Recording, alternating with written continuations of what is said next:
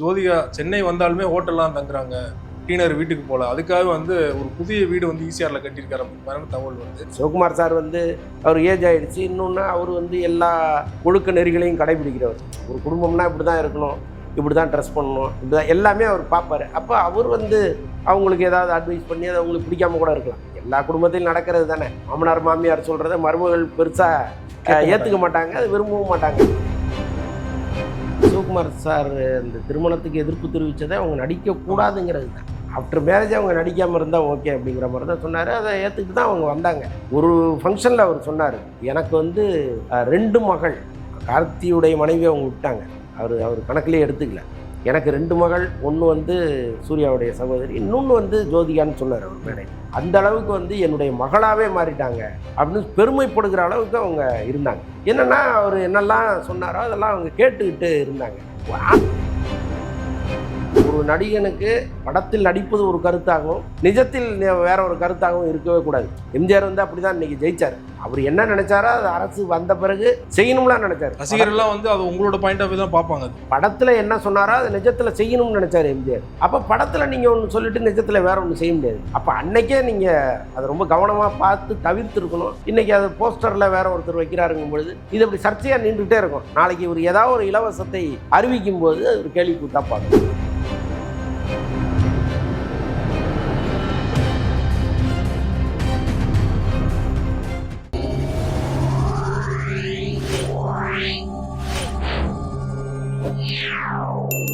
Media circle நேயர்களுக்கு வணக்கம். இன்றைக்கு நம்மோடு நேர்காணலுக்காக சினிமா விமர்சகர் வலைப்பேச்சு அந்தரன் அவர்கள் நம்மோடு இணைந்திருக்கிறார். அவரோடு பேசலாம். வணக்கம் சார். வணக்கம். சூர்யா அவர்கள் ஜோதிகாவோட மும்பையில் போய் செட்டில் ஆயிட்டாரு. டி நகர்ல கிட்டத்தட்ட 100 கோடி ரூபாய்க்கு மேல பெரிய பங்களா கட்டியிருந்தாரு. கார்த்தி அவரும் சேர்ந்து தான் கட்டினாங்க. ஆனா பாத்தீங்கன்னா ஜோதிகா சென்னை வந்தாலுமே ஹோட்டல்லாம் தங்குறாங்க, டீனர் வீட்டுக்கு போல. அதுக்காக ஒரு புதிய வீடு ஈசிஆர்ல கட்டியிருக்காரு அப்படிங்கிற தகவல் வருது. எந்த அளவு சார் உண்மை? ஆமாம், உண்மைதான். ஆக்சுவலாக என்னென்னா இந்த டி நகர் வீடு அவ்வளவு வசதிகளோட கட்டப்பட்ட வீடு தான். அது கம்ப்ளீட்டாக லேசர்லாம் சொல்கிறாங்க. இந்த கதவு திறக்கிறது ஆட்டோமேட்டிக்கல். ஆமாம், எல்லாமே அவ்வளவு தொழில்நுட்பத்தோட கட்டப்பட்ட வீடுன்னு சொல்கிறாங்க. என்னென்னா அங்கே அவங்க அப்பா அம்மா, அதுக்கப்புறம் கார்த்தி அவங்க ஃபேமிலி, அதுக்கப்புறம் இவர் ஃபேமிலி எல்லாருமே தான் இருந்தாங்க. அப்புறம் ஜோதிகாவுடைய அம்மாவுக்கு உடம்பு சரியில்லை அப்படின்னு சொல்லிட்டு அவங்க மும்பைக்கு போனாங்க. அங்கே நான் அவங்களுடைய கடைசி காலத்தில் அவங்களோட இருக்கணும்னு விருப்பப்படுறேன் அப்படின்னோடனே பிள்ளைகளையும் கொண்டு போய் அங்கே சேர்த்துட்டாங்க. இப்போ மும்பைக்கும் சென்னைக்கும் ஃப்ளைட் ஒரு 3/4 மணி நேரத்தில் வந்துட போகுது. அதனால் அது ஒரு பெரிய பேர்டன் கிடையாது. சூர்யாவுக்கு ஷூட்டிங்னா இங்கே வந்துட போகிறாரு, சரி நாமளும் அங்கே போவோம்னு அவர் போயிட்டார். இதுதான் நடந்தது. இதற்கிடையில் சென்னைக்கு வந்த ஜோதிகா ஏன் இங்கே வர்றதில்லை, இங்கே தங்குறது இல்லைங்கிற ஒரு கேள்வி இருக்குது. என்னென்னா இப்போ சிவகுமார் சார் அவர் ஏஜ் ஆகிடுச்சு. இன்னொன்று அவர் எல்லா ஒழுக்க நெறிகளையும் கடைபிடிக்கிறவர். ஒரு குடும்பம்னா இப்படி தான் இருக்கணும், இப்படி தான் ட்ரெஸ் பண்ணணும், இப்படி தான் எல்லாமே அவர் பார்ப்பார். அப்போ அவர் அவங்களுக்கு ஏதாவது அட்வைஸ் பண்ணி அது அவங்களுக்கு பிடிக்காம கூட இருக்கலாம். எல்லா குடும்பத்திலும் நடக்கிறது தானே.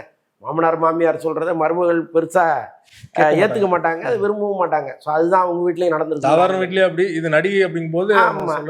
இப்போ சென்னை வர்றவங்க இதன் காரணமாகவே வெளியில் தங்குற மாதிரி சூழல் வரும்போது சரி ஓகே நம்ம ஈசிஆரில் ஒரு பெரிய பங்களா கட்டுவோம்னு ஒரு கட்டி முடிச்சிட்டாரு.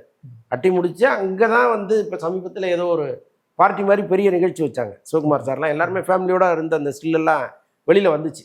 அவங்களும் போயிருக்காங்க அந்த வீட்டுக்கு. ஆமாம் ஆமாம் ஆமாம். அது ஒரு அவங்களுக்கு என்னென்னா இப்போ கடற்கரை ஓரமாக வீடு கட்டுவது, முக்கியமாக ஈசிஆரில் வீடு கட்டுறதுங்கிறது ஒரு அந்தஸ்தாக கருதப்படுது. இப்போ அநேகமாக தமிழ் சினிமாவில் இருக்கிற எல்லா பிரபலமான அங்கே போயிட்டாங்க. இதை தாண்டி போயிட்டு இருக்காங்க. மாமல்லபுரத்துக்கிட்ட போயிட்டாங்க எல்லாரும். அவ்வளோ ஸ்பீடாக அங்கங்கே வீடுகளை கட்டிகிட்டு இருக்காங்க. ஸோ அதனால் எதிர்கால இன்வெஸ்ட்மெண்ட்டாகவும் அது இருக்கும். ஸோ எல்லாமே சேர்ந்து தான் அங்கே வீடு. சிவகுமார் அவர்களும் ஜோதிகா அவர்கள் பிரச்சனை காரணம் திருமணத்துக்கு அப்புறம் நடித்தது தான் காரணமா ஜோதிகா அவர்கள் தொடர்ச்சியா? இல்லை, அப்போவே சிவகுமார் சார் இந்த திருமணத்துக்கு எதிர்ப்பு தெரிவித்ததை அவங்க நடிக்கக்கூடாதுங்கிறது தான். ஆஃப்டர் மேரேஜ் அவங்க நடிக்காமல் இருந்தால் ஓகே அப்படிங்கிற மாதிரி தான் சொன்னார். அதை ஏற்றுக்கிட்டு தான் அவங்க வந்தாங்க. ஒரு ஃபங்க்ஷனில் அவர் சொன்னார், எனக்கு 2 மகள். கார்த்தியுடைய மனைவி அவங்க விட்டாங்க, அவர் கணக்கிலே எடுத்துக்கல. எனக்கு 2 மகள், ஒன்று சூர்யாவுடைய சகோதரி, இன்னொன்று ஜோதிகான்னு சொன்னார் அவர் மேடையில். அந்த அளவுக்கு என்னுடைய மகளாகவே மாறிட்டாங்க அப்படின்னு பெருமைப்படுகிற அளவுக்கு அவங்க இருந்தாங்க. என்னென்னா அவர் என்னெல்லாம் சொன்னாரோ அதெல்லாம் அவங்க கேட்டுக்கிட்டு இருந்தாங்க. ஆனாலும் நீங்கள் ஒரு நடிகை, இன்னும் நல்லா நடிக்கக்கூடிய நடிகை, சாதாரணமாக நடிக்கிற நடிகைகளுக்கே சினிமா விட்டு போகிறதுக்கு அவ்வளோ கஷ்டமாக இருக்கும். அவ்வளோ பர்ஃபெக்டான ஒரு நடிகைக்கு மீண்டும் சினிமாவில் சாதிக்கணுங்கிற ஆசையெல்லாம் கட்டாயமாக வரும்ல. அதுக்கு பிறகுதான் நல்ல படங்களா தேர்ந்தெடுத்து நடிச்சாங்க. 36 வயதில ஆரம்பிச்சாங்க. பிரமாதமான படம். அது மாதிரி நிறைய படங்கள் அவங்க நடிச்சாங்க. அவங்க குடும்பத்துக்கே பேர் சொல்கிற மாதிரி படங்கள்லாம் கடைசி படம் கூட மொழி அந்த மாதிரிலாம் யாராலையும் நடிக்கவே முடியாது. அப்படிப்பட்ட படங்கள்லாம் நடிச்சாங்க அவங்க. பட் அவங்க வந்து ஒரு கட்டத்தில் பிள்ளைகள் வளர்ந்துட்டாங்க. இனிமேல் அவங்களுக்கு அம்மா அப்பாவுடைய தயவு தேவையில்லை. அவங்க வந்து அவங்களே அவங்க தேவைகளை பார்த்துப்பாங்க. ஸோ அப்படி இருக்கும் பொழுது ஏன் வந்து நம்ம நடிக்கக்கூடாதுன்னு அவங்க நினைக்கிறாங்க. இங்கே வந்து அவருடைய கட்டாயமாக ஒரு அப்ஜெக்ட் பண்ணுவார்ல. ஸோ அதெல்லாம் வேணான்ட்டு தான் அவங்க மும்பை போனாங்கன்னு நினைக்கிறேன். அங்கே படங்கள் தயாரிக்கிற எண்ணம் கூட அவங்களுக்கு இருக்குது. இதே பேனர்லையா 2D பேனர்லையா ப்ரொடக்ஷன் ஹவுஸ் மும்பையில் ஸ்டார்ட் பண்ணி அங்கே ஹிந்தி படங்களை எடுக்கிற பிளான்லாம் அவங்களுக்கு இருக்கு. ஓகே. அதே போல சார் சமீபத்தில் இன்னைக்கு வந்து செய்தி பார்த்தீங்கன்னா தனுஷ் அவர் போட்ட செட்டை வந்து விஜய்க்காக விட்டு கொடுத்துட்டாரு அப்படிங்கிற ஒரு தகவல் வந்திருக்கு ஜனநாயகன் படத்துக்காக. உண்மைதானே சார்? இல்லை அப்படியெல்லாம் வந்து அது தவறான தகவலாக இருக்கும்னு நான் நினைக்கிறேன். ஏன்னா ஜனநாயகன் ஷூட்டிங்கே கம்ப்ளீட்டாக முடிஞ்சு இதற்கப்புறம் ஒரு செட்டை விட்டு கொடுக்க வேண்டிய அவசியம் இல்லை. முன்னாடி வந்து செய்தி எப்போ சொல்றாங்களா? முன்னாடி நடக்கலையா? இல்லை அப்படி இது வரைக்கும் நடந்ததா எனக்கு தெரியல. இன்னொன்று வந்து இவ்வளோ பெரிய பட்ஜெட்டில் விஜய் வச்சு படம் எடுக்கிறவங்க இன்னொருத்தர் போட்ட செட்டில் போய் நாங்கள் ஒதுங்கணும்னு எப்போவுமே நினைக்க மாட்டாங்க. வேணா அந்த ஸ்டுடியோவில் ஒரு போட்ட செட்டில் எங்கேயாவது ஒரு இடத்துல ஒரு தூணுக்குன்னு வேணாம் இடிக்க வேணாம் விடுங்கன்னு சொல்லியிருக்கலாமே தவிர அப்படிப்பட்ட தேவை விஜய்க்கும் கிடையாது, விஜய் படத்துக்கும் கிடையாது. தனுஷ் அப்படி விட்டு கொடுக்க வேண்டிய அவசியமும் இல்லை. ஓகே. ஆமாம், அது தவறான தகவலாக இருக்கும். Okay okay sir. அதே போல் யாதும் மரியான் அப்படிங்கிற ஒரு படத்தோட ட்ரெய்லர் வந்தது. அந்த ட்ரெய்லரில் பார்த்தீங்கன்னா அப்புக்குட்டி தான் ஹீரோ நடிச்சிருக்காரு. விஜய் வந்து 2026 முதல்வர் ஆகணும் அவருடைய கனவு. ஆனால் அவருடைய கனவு வந்து முன்கூட்டியே வந்து படத்தில் நிறைவேற்றிட்டாங்க. 2026 முதல்வராக விஜய் வந்து போட்ட ஒரு அறிவிப்புன்னு சொல்லிட்டு பேப்பர் கட்டிங்லாம் வந்திருக்கு. அதுவுமே இன்னைக்கு வைரல் ஆகிட்டு நீங்களும் பார்த்தீங்களா? ஆமாம் ஆமாம் ஆமாம். ஆக்சுவலாக என்னென்னா இப்போ பாருங்களேன், அந்த படத்தை வந்து யாருக்குமே தெரியாது.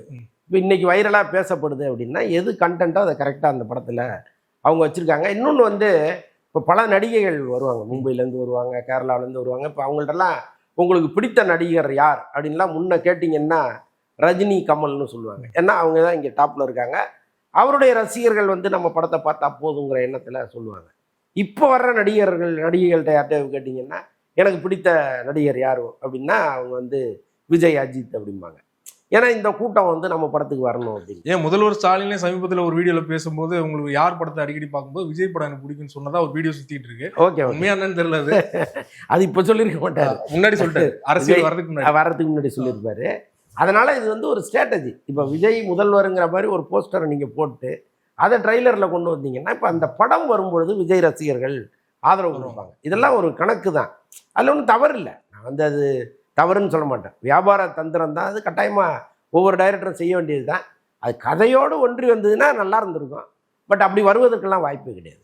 சர்க்கார் படத்தில் பார்த்தீங்கன்னா ஏஆர் முருகதாஸ் இயக்கியிருப்பாரு. இலவசங்களை ஒழிக்கிற மாதிரி குறிப்பாக வந்து கலர் டிவி, சைக்கிள், லேப்டாப்லாம் வந்து தூக்கி போடுற மாதிரி சீன்ஸ்லாம் வச்சிருப்பாரு. அது சர்ச்சையானது. விஜயோட உண்மையான கருத்து இல்லை, அது வந்து முருகதாஸோட கருத்து அப்படிங்கிற மாதிரியான அப்போது டிபேட்டில் வந்து பேசப்பட்டது. இன்னைக்கு பார்த்தீங்கன்னா விஜய் முதல்வர் ஆயிட்டாரு, இலவசங்களெல்லாம் ஒழித்திட்டார் விஜய் அப்படின்னு சொல்லிட்டு போறாருன்னா இதெல்லாம் விஜய் பார்க்கும்போது என்ன நினைப்பாரு? ஏன்னா விஜய் வந்து கட்சி ஆரம்பிச்சதுக்கப்புறம் அப்படியான தகவலை எங்கேயுமே சொல்லலை. இல்லை அப்படி சொன்னால் ஜெயிக்க முடியாது அவர். இன்னைக்கு இலவசங்களை வந்து ரொம்ப இழிவாக பார்க்க வேண்டிய அவசியம் இல்லை. ஏன்னா இன்னைக்கு கிராமத்தில் வந்து பல வீடுகளில் மிக்சி இருக்குது, கிரைண்டர் இருக்குது, டிவி இருக்குது. எல்லாரும் வாழ்கிற வாழ்க்கையை அவங்க வாழ்கிறாங்கன்னா இந்த திராவிட அரசுகள் ஒரு பெரிய காரணமாக இருந்திருக்கு. இலவசங்களை கொடுத்து மதுக்கடைகளை திறந்து எல்லாத்தையும் ஒழிச்சிட்டீங்க அப்படி இப்படின்னு பல பேர் விமர்சனம் பண்ணலாம். ஆனால் இன்றைக்கி வந்து நாங்கள் யாருக்கும் குறைந்தவர்கள் இல்லை, உன் வீட்டில் மிக்சி இருந்தால் என் வீட்லேயும் இருக்கும் அப்படின்னு அதை சொல்ல வச்ச பெருமை வந்து இவங்களுக்கு உண்டு. அதை நம்ம இலவசமாக பார்க்கவே கூடாது. என் மக்களுக்கு என்ன தேவையோ அதை நான் கொடுக்குறோம், ஒரு சகோதரனாக கொடுக்குறோம், ஒரு தந்தையாக கொடுக்குறேங்கிறதுல என்ன தவறு இருக்க முடியும்? அதனால் இங்கே அரசு பள்ளிகளை இலவசமாக தானே கல்வியை கொடுக்குறாங்க. இப்போ கல்வியும் இலவசமாக கொடுக்கும் பொழுது இந்த பொருட்களையும் கொடுக்குறாங்க. அப்போ சந்தோஷமாக அதை ஏற்றுக்கிறது தான் சரியாக இருக்கும். நான் இலவசங்களுக்கு எதிரின்னு அதை நக்கல் அடிப்பதை நம்மளால ஏற்றுக்க முடியாது. விஜயும் அதை ஏற்றுக்க மாட்டாருன்னு நான் உறுதியாக நம்புகிறேன். ஏன்னா அப்படி ஏற்றுக்கிட்டா அரசியலில் நீங்கள் ஒரு படி கூட முன்னேற முடியாது. மக்களுடைய மனநிலையே இன்றைக்கி அப்படியா இருக்கும்போது அதை எப்படி நீங்கள் எதிர்ப்பீங்க? அதனால் இது அந்த படத்தில் வைக்கப்பட்ட வசனம். ஆனால் விஜய் என்ன பண்ணியிருக்கணும், இதை தூக்குங்க சார்ன்னு சொல்லியிருக்கணும். ஏன்னா ஒரு நடிகனுக்கு படத்தில் நடிப்பது ஒரு கருத்தாகவும் நிஜத்தில் வேற ஒரு கருத்தாகவும் இருக்கவே கூடாது. எம்ஜிஆர் வந்து அப்படி தான் இன்றைக்கி ஜெயிச்சார்.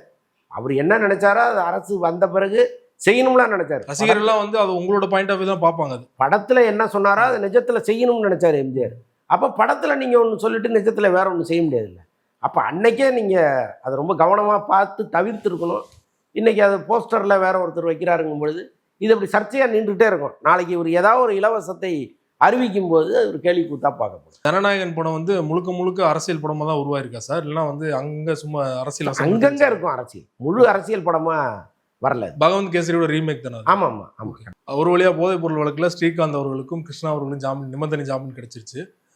தொடர்ச்சியா பாத்தீங்கன்னா ஸ்ரீகாந்த் கைது செய்யப்பட்டதுக்கு அப்புறமா தமிழ் சினிமாவில் இருக்கிற முக்கியமான நடிகர்கள்லாம் வந்து கைது செய்யப்பட வாய்ப்பு இருக்கு, யார் தான் பயன்படுத்தல அப்படிங்கிற மாதிரியான தொடர்ச்சியா டிபேட்கள் போயிட்டு இருந்தது. ஆனால் பாத்தீங்கன்னா இவங்க 2 பேரோட அப்படியே ஊத்தி மூடிடுவாங்கன்னு நினைக்கிறீங்களா? அடுத்த கட்டத்துக்கு போகணும்னு நினைக்கிறீங்களா? தெரியல, இந்த காவல்துறை என்ன முடிவெடுக்குங்கிறது நமக்கு தெரியாது இல்லை. அவங்க ஒருவேளை இதை ஹைட் பண்ணி வச்சிருக்கலாம், அல்லது வந்து தேவைப்படும் போது இதை கையில் எடுக்கலாம் அப்படின்னு நினச்சிருக்கலாம், நமக்கு தெரியாது. ஆனால் இந்த நிமிஷம் வரைக்கும் அவங்க தொடர்ந்து விசாரணையில் இருக்காங்க. யாரெல்லாம் இதை பயன்படுத்துகிறாங்க அல்லது யாரெல்லாம் வந்து இந்த பார்ட்டிகளில் ரெகுலராக கலந்துக்கிறாங்க அப்படிங்கிற லிஸ்ட்லாம் அவங்கள்ட்ட இருக்குது. நினச்சா நடவடிக்கை எடுக்கலாம். ஒருவேளை இந்த நடவடிக்கை எப்படியே பிரேக் ஆகுமா இல்லை தொடருமாங்கிறதெல்லாம் ஒரு மாதத்தில் தெரிய போகுது. பட் இந்த நிமிஷம் வரைக்கும் எதுவுமே தெரியல, அமைதியாக இருக்குது. ஒரு வகையில் ஸ்ரீகாந்த் வெளியில் வந்து நம்ம கொஞ்சம் நிம்மதியாக இருக்குது. என்னென்னா நம்மளோட ட்ராவல் பண்ணவர், நாம் அவரோட ட்ராவல் பண்ணியிருக்கோம், பேசிக்கலாக ஒரு நல்ல மனுஷங்கிறதெல்லாம் நம்ம பார்த்துருக்கோம். ஏதோ ஒரு மனக்குறை அவருக்கு, அதை போக்குவதற்காக ஏதோ ஒரு தவறான வழியில், ஆமாம் தவறான வழியில் போயிட்டாரு. வெளியில் வந்து சரியாக இருப்பாருன்னு நான் ரொம்ப நம்புகிறேன். இன்னொன்று வந்து அவருக்கு அது நடந்திருக்கக்கூடாதுங்கிறது தான் என்னுடைய தனிப்பட்ட கருத்து.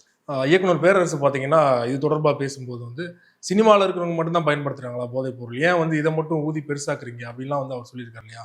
போதைப் பொருள் வந்து பயன்படுத்துறது ரைட்டுன்னு சொல்லலை, ஆனால் நம்ம வந்து சினிமாவில் மட்டுமே பயன்படுத்தலை, எல்லாரும் தான் பயன்படுத்துகிறாங்க, இது மட்டும் லைம் லைட்டுக்கு வருதுன்னு சொல்கிறார் இல்லையா? அவரோட ஆதங்கத்தை நீங்கள் எப்படி பார்க்குறீங்க? இல்லை, நிறைய பேரை இப்போ இது தொடர்பாக வந்து ஒரு 6-7 பேரை கைது பண்ணியிருக்கிறாங்க. எல்லாரையுமே மக்கள் வந்து யார் என்னன்னு தேடி ஆசைப்படுறாங்க, அப்படி கிடையாது. சினிமா பிரபலம் ஒருத்தர் அதுக்குள்ளே இருக்காருன்னா அதை பெருசாக பேசுகிறாங்க. ஓகே, அதனால் வந்து சினிமாக்காரர்களை மட்டுமே கைது பண்ணதை அவர் நினைக்கிறாரு, அப்படி கிடையாது. இதில் யாரெல்லாம் தொடர்பு பட்டிருக்காங்களோ அவங்க எல்லாரையுமே வரிசையாக கைது பண்ணிக்கிட்டு தான் இருக்காங்க. சொல்ல முடியாது, நாளைக்கு இது வந்து யாராவது பெரிய இண்டஸ்ட்ரியலிஸ்ட்டை நோக்கி போகலாம், அல்லது ஏதாவது ஐடி நிறுவனங்களை நோக்கி போகலாம், தெரியாது இல்லை. அப்போ போகும்பொழுது ஒரு வேளை பிடிச்சி விட்டுட்டாங்கன்னா அதுக்கு பேரரசு கேள்வி கேட்கறதுக்கு 1000 நியாயங்கள் இருக்குது. இப்போதைக்கு சினிமாக்காரர்கள் எந்த தவறு செய்தாலும் அது ஊதி பெரிதாக்கப்படும். அது வந்து யாராக இருந்தாலும் நடக்கும், பேரரசுவாக இருந்தாலும் அதான் நடக்கும், சின்ன நடிகராக இருந்தாலும் சரி, யாராக இருந்தாலும். ரொம்ப நன்றி சார், சினிமா தொடர்பான பல்வேறு அப்டேட்டுகளை கொடுத்தீங்க, தொடர்ந்து கொடுக்கணும். நன்றி. நன்றி சார்.